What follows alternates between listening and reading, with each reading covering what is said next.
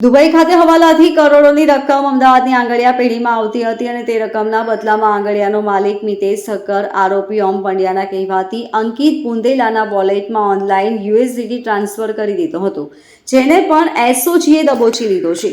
અત્યાર સુધીમાં આંગળીયા પેઢીમાં 3 કરોડથી વધુની રકમ દુબઈથી આવી હોવાનું સામે આવ્યું છે।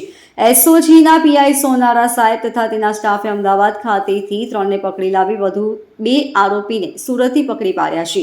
વધુમાં સ્ટાફે જણાવ્યું કે અમદાવાદ સેટેલાઇટ વિસ્તારમાં મિતેશ ઠક્કર એચએમ આંગળીયા પેઢી છે। એસઓજી પોલીસે વધુ 5 આરોપીઓને પકડી લીધા છે, જે બેંકના એકાઉન્ટ નંબર, કાર્ડ નંબર અને તમામ કીટ અમદાવાદ ખાતે મોકલતા હતા, જ્યાં મસ્ત મોટું સાયબર ફ્રોડ કરી નાણાં મેળવતા હતા।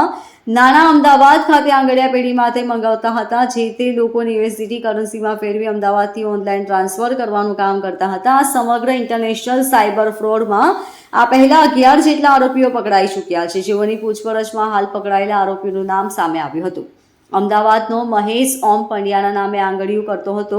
અમદાવાદનો મહેશ દેસાઈ આંગળીયામાં દુબઈથી આવતા કરોડો રૂપિયા મોકલતો હતો। ઓમ પંડ્યાના નામે આંગળીયું કરતો આંગળીયા પેઢીનો માલિક મિતેશ ઠક્કર ઓમનો સંપર્ક કરતો। ઓમ કરોડોની રકમના બદલામાં મિતેશને મિત્ર અંકિતના વોલેટમાં યુએસડીટી ટ્રાન્સફર કરાવી લીધો હતો।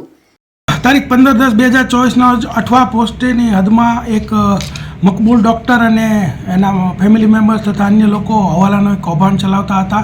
તે લોકો અમુક વ્યક્તિઓ પાસેથી બેંક એકાઉન્ટ ભાડે લેતા હતા અને એ બેંક એકાઉન્ટનો ઉપયોગ કરી અને જે હવાલાના નાણાં મેળવી અને એને યુએસડીટીમાં કન્વર્ટ કરીને મોકલતા હતા। તો એને 15/10ના રોજ એસઓજીએ એક રેડ કરી હતી અને તેમાંથી 3 આરોપીઓ જે તે વખતે પકડી લીધેલા। ત્યારબાદ તપાસ આગળ વધારતા ટોટલ 170 અલગ અલગ બેંક એકાઉન્ટના વ્યવહારો મળેલા અને એમાંથી 146 એકાઉન્ટ જે છે એ ફ્રીઝ કરેલા અને ટોટલ 87 લાખના વ્યવહારો એની અંદર મળેલા।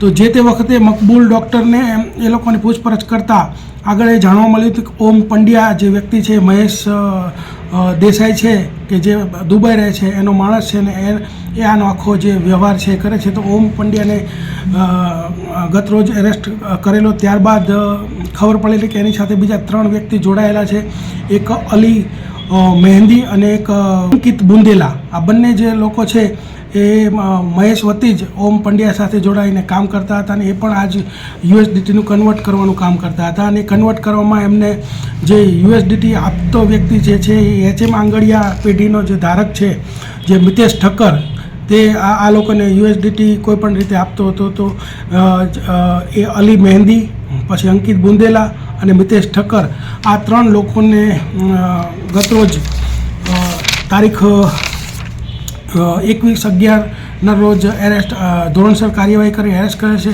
તે ઉપરાંત જ્યારે રેડ દરમિયાન 29 બેંક ખાતાઓની જે પાસબુકો મળેલી એમાંથી બે જે એકાઉન્ટ ધારકો છે જેના નામ નીચે મુજબ છે, દાની સંસારી અને અબરાર પઠાણ, આ બંને લોકોને પણ ધોરણસર કાર્યવાહી કરી અને ધરપકડ કરેલ છે। Bureau report, LK star news, Surat.